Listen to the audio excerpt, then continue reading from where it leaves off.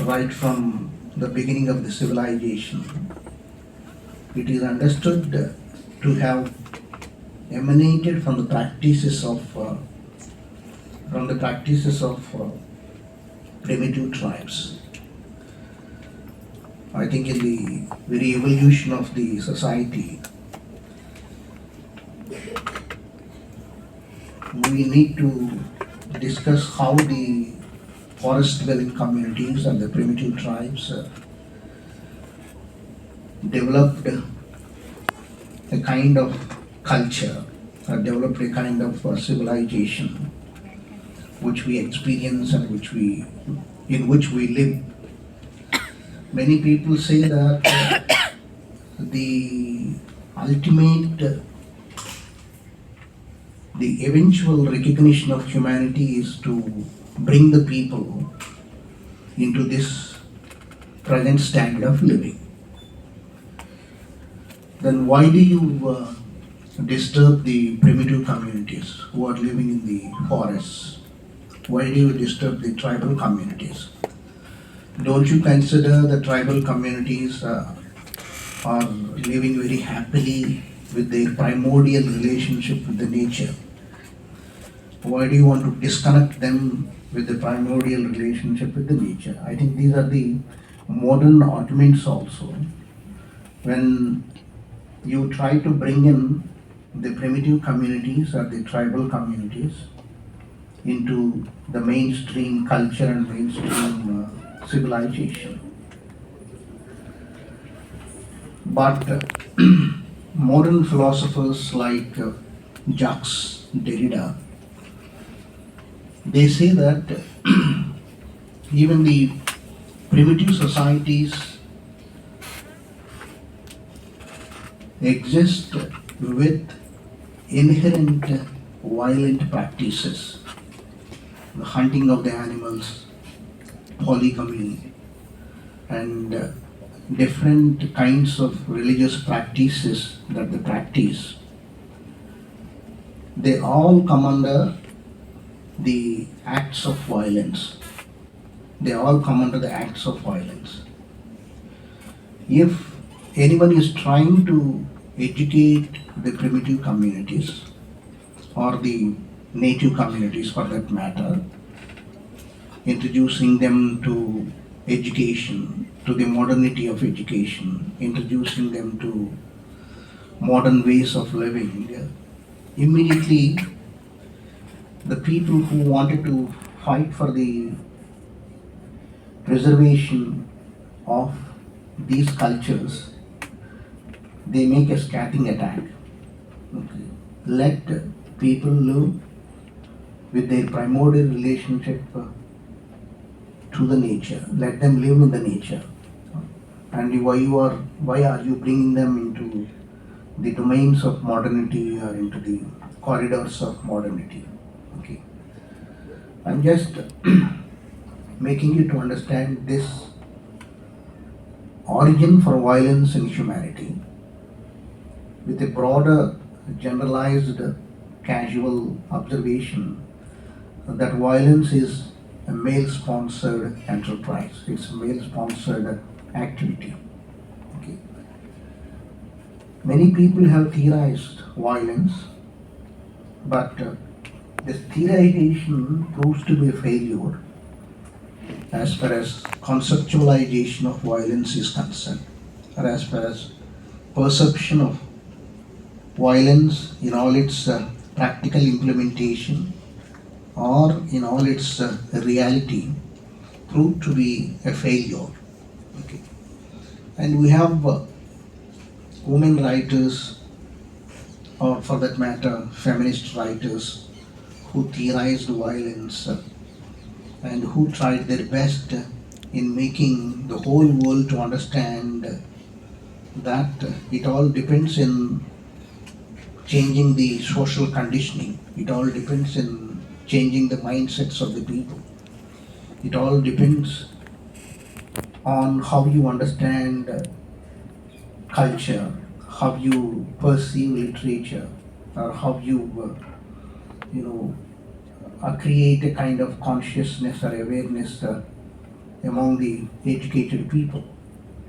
So people have concentrated quite for some time in trying to understand the conditioning of the mind or the socialization, the process of socialization. Okay.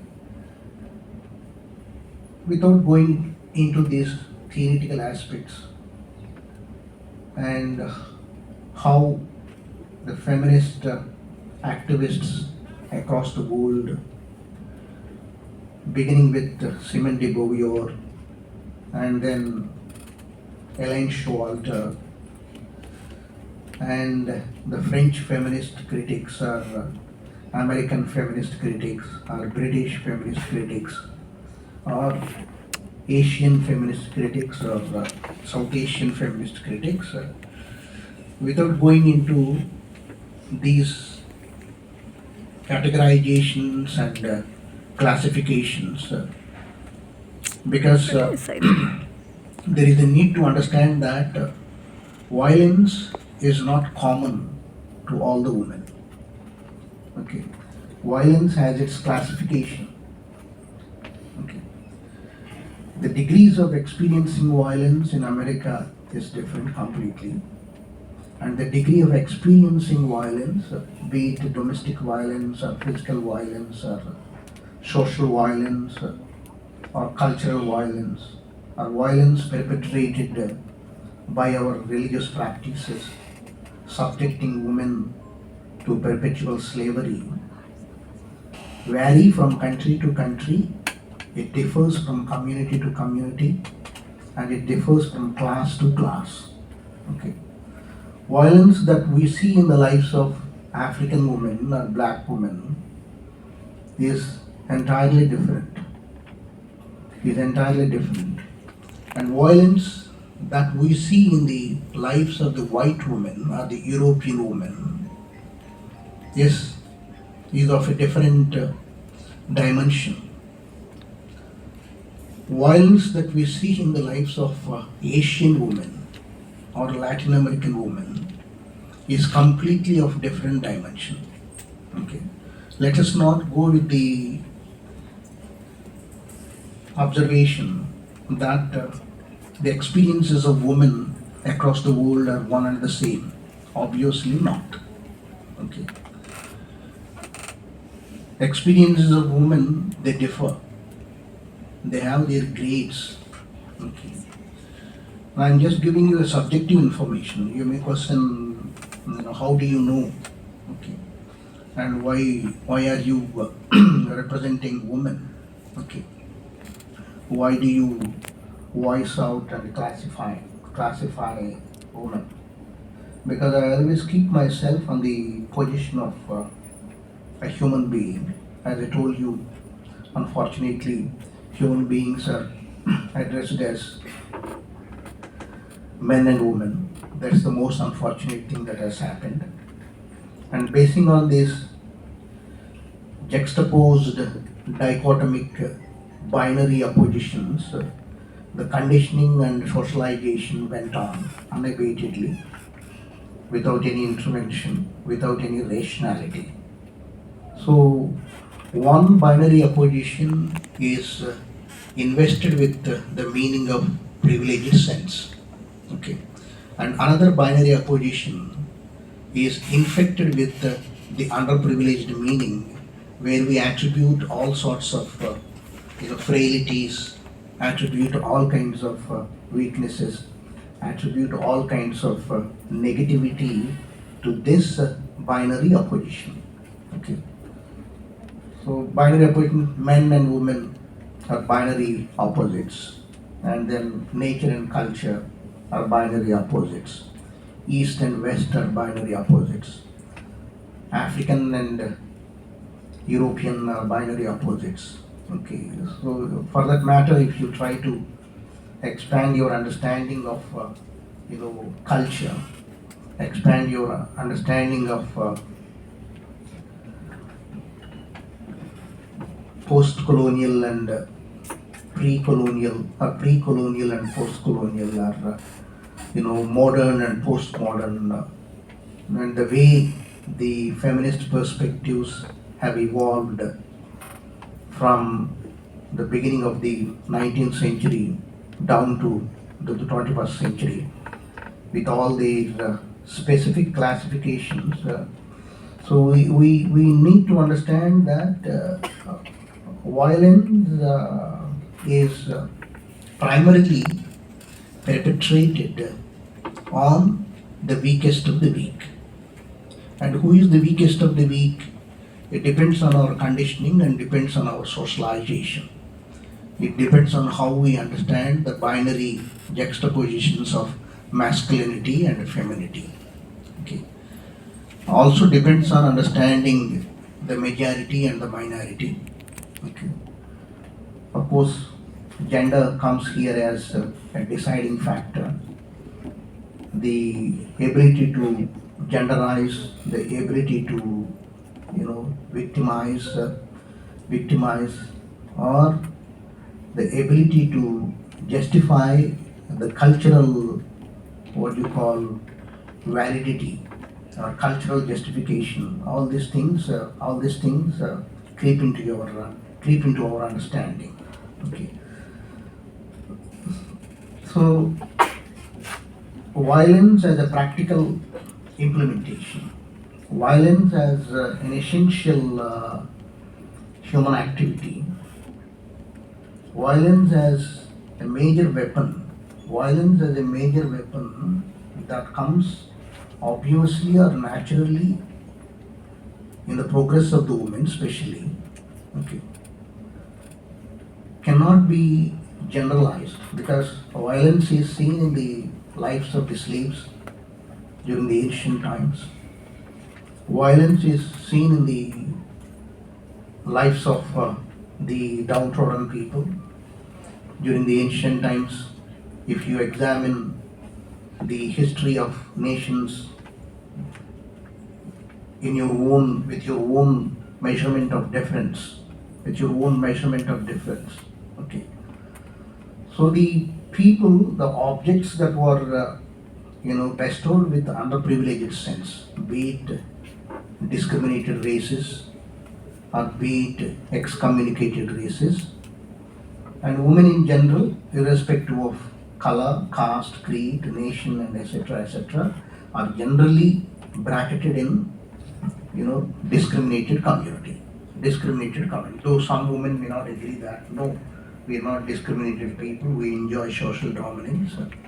And why do you bracket us? Why do you put us? Why do you fix us in the category of victimized people? But even the people who defy this positions of victimization are subjected to untold miseries. That is why, on the lines of race, on the lines of caste, violence has also become an international issue to be settled by the international organizations. Okay.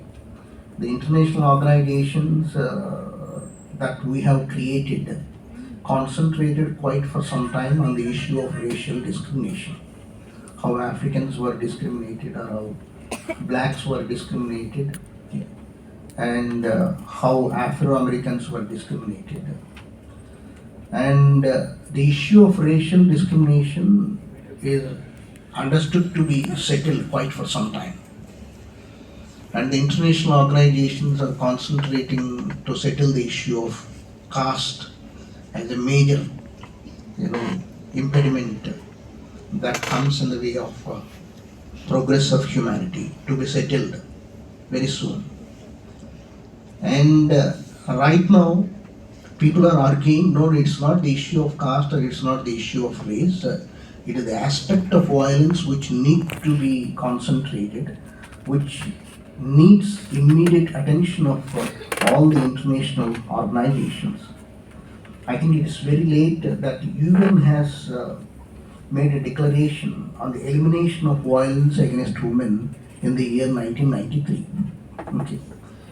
UN United Nations Organization has made a declaration on the elimination of violence against women in the year 1993 and identified, the almost classified the aspects of violence, starting from marital rape, domestic violence, diagnosis in planning, and then honor killings against women, which is found to be very prevalent in Afghanistan, Egypt, Iran, Iraq, Jordan, Lebanon, and Libya. And this honor killing is related to refusal for arranged marriage. I think honor killings are very frequent in India in the contemporary situation. Okay, and then forced marriages and forced feedings. Forced feeding is in, I think it's in Mauritian. The girls are forcefully fattened. I think you take this to the roots of slavery. Many African women or black women, they were collected as a cattle, and they were kept in, in particular confined places, and they were particularly taken care, by their white masters, and they were physically exploited by their masters. They are used as, wombs for creating slaves. They are used as wombs for creating slaves. I think when you examine the women's movement, especially Afro-American movement, even in America, all the Afro-American, activists, women activists, for example, Harriet Tubman, and then Sojourner Truth, who came out with the slogan, "Aren't I a woman? Am I not a woman?" Because on one side you find mainstream women, white women fighting for their rights. On the other side, you find black women neglected, unrepresented, and coming forward with the question, "Aren't I a woman? Am I not a woman?" Because the other mainstream women are found to be representing their own rights, completely neglecting the black woman. So the slavery in the lives of the African women and black women was so horrible that they were considered to be the pounds of flesh only to recreate the slaves, And once the children are born, the mother is completely separated from the children, and the child is taken away to be nourished as a perpetual slave. Okay. They were the horrifying realities as far as slavery is concerned. Okay. This force feeding is related to that. You are intentionally fed forcefully to fatten your body, where your body is projected for breeding. Okay. And of course, the UN has listed out all these things, abuse related to son's preference, and then asset throwing, of course, is common, it has become common, and reproductive coercion, very forcefully you are asked to be an organ for reproduction. Mob violence, date abuse, this is experienced by the contemporary young boys and girls. You like to spend some time with your friend, and then you go in somewhere, and suddenly it becomes an experience contrary to what you have imagined or what you have dreamt. Okay, your dating is abused by your friend, or dating is abused by the people who go for a cultural surveillance. Okay, restrictions on freedom movement, of course, it's very general, and denial of medical care. Okay. Some women are intentional denial of medical care, and then stalking. Stalking is unwanted or obsessive attention by an individual or a group toward another person. Okay. You don't want to talk to a person, but a particular individual forces you to talk to that person. And when that individual fails, the whole group will collide, and the whole group will come and convince you or force you to talk to such kind of people whom you don't like to talk. Okay. Human trafficking, of course, human trafficking and forced prostitution, mostly the downtrodden sections in the society. They are the perpetual victims of human trafficking, especially northeastern states and some of the metros where you have pockets for human trafficking, and for forced prostitution.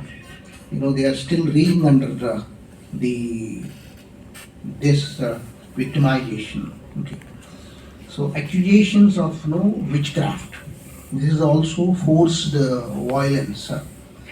You go to your village, and if you find in a village some enlightened woman, some women who keep questioning, or some women who are educated, okay, all the villagers will sit together, the village headmen will sit together, and they will come out with the accusation that so and so woman is a representative of witchcraft. Okay, and they will drag you onto the streets and they will stone you to death. Okay, once you are punished by your village headman or by your village panchayats as a representative of witchcraft, even no law can intervene and can inquire and can give you justice. Most of the educated women in India, in many of the villages, are being victimized with this accusation. Okay, I think you have this, witches during 15th and 16th centuries.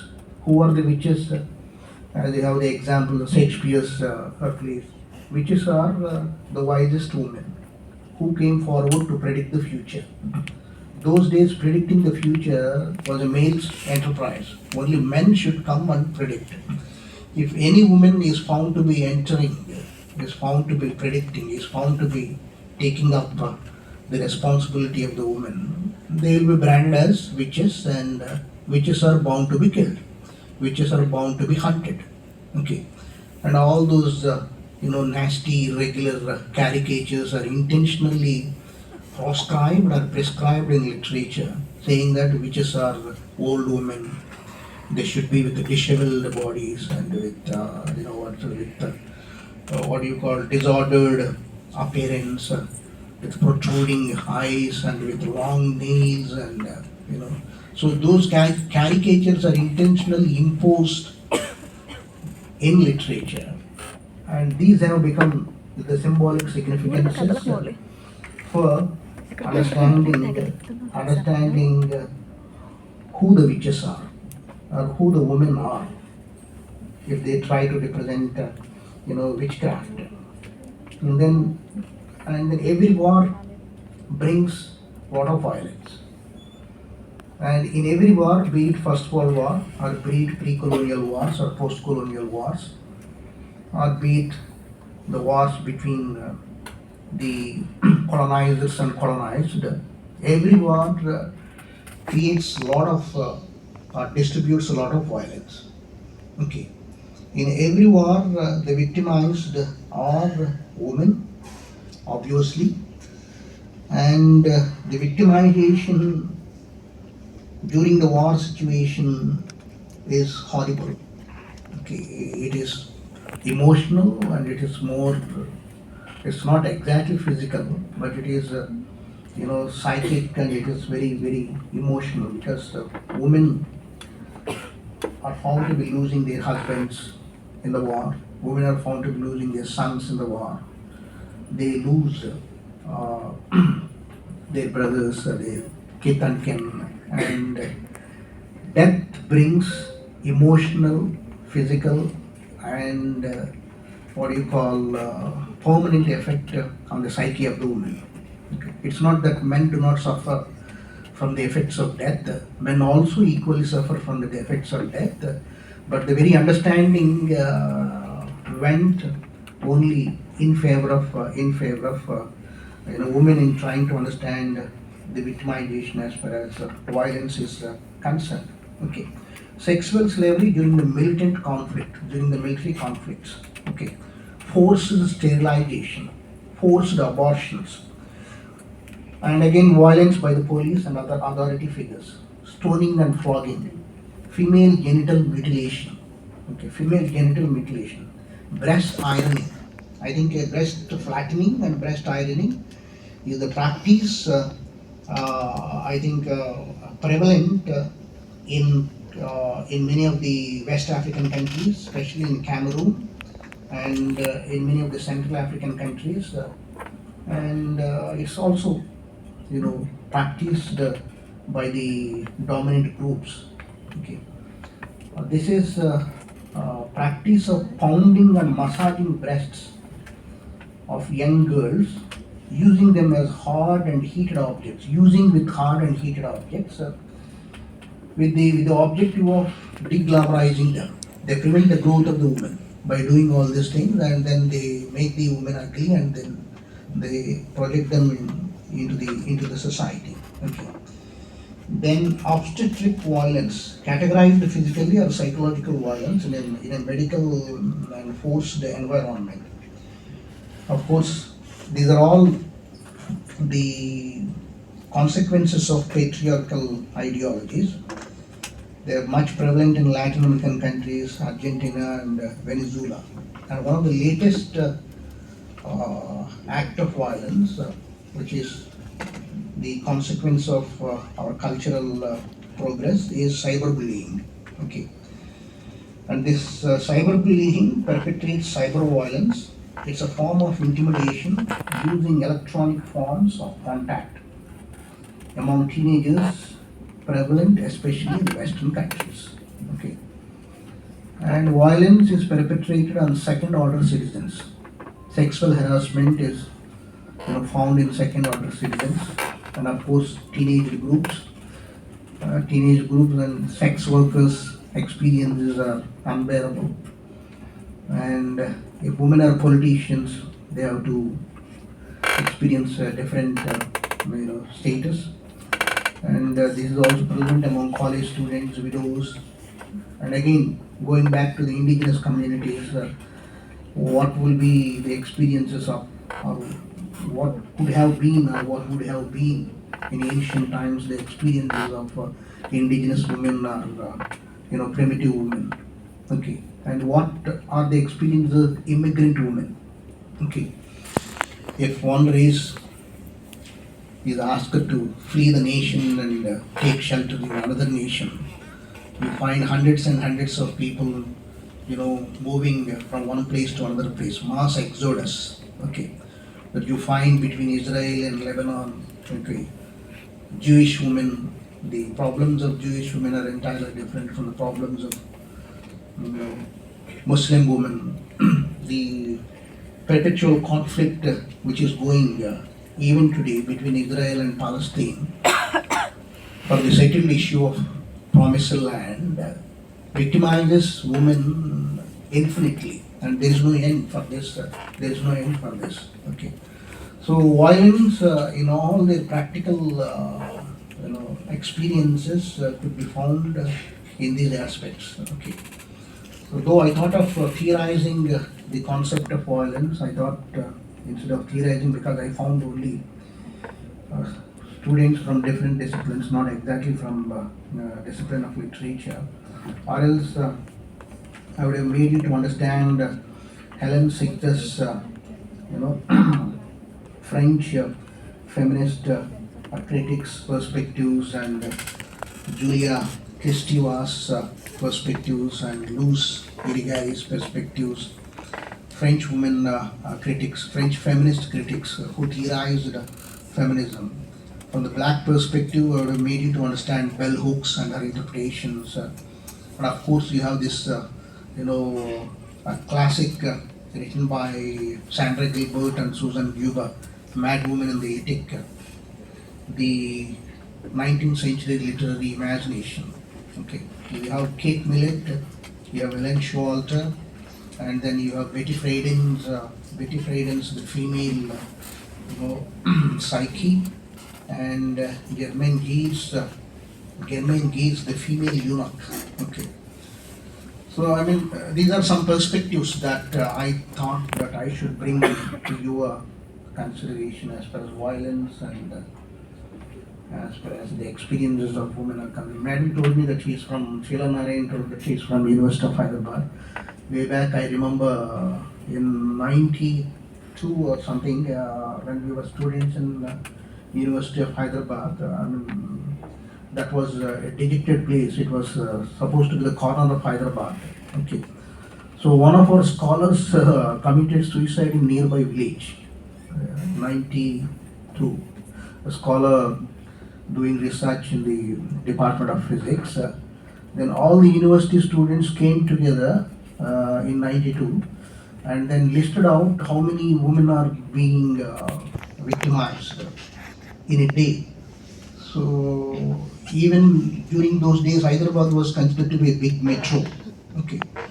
So when we listed out from the newspapers, we found nearly 50 to 60 people are being victimized, either dowry deaths or suicides or etc. etc. Then, as scholars, we took up the responsibility of taking it to the notice of the then governor of Andhra Pradesh, Suman Krishnakant. He was the governor, and his wife, Mrs. Suman Krishnakant, used to run an organization, Mahila Dakshata Samiti, okay, which specially used to look after the victimized incidents of women in and around Hyderabad particularly. So we made a huge rally from, IBIT's Sarojini Naidu School of Arts to Governor's Raj Bhavan. And most of the students, most of the scholars who participated in this rally are women. And the rally was participated only by 20 to 30 women scholars. 20 to 30 women scholars. So you have the justification as to why I am giving you all this information. Okay. So thank you very much for giving me this opportunity.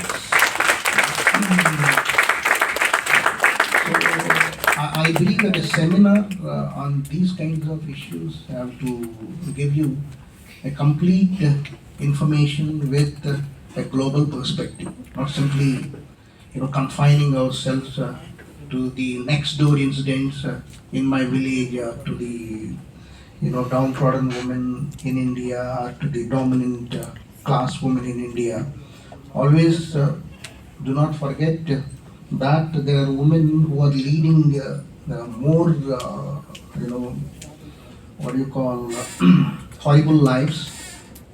Black women, Jewish women, Palestinian women, and even the recent women in Turkey and all those places where earthquake has shattered the lives of the people.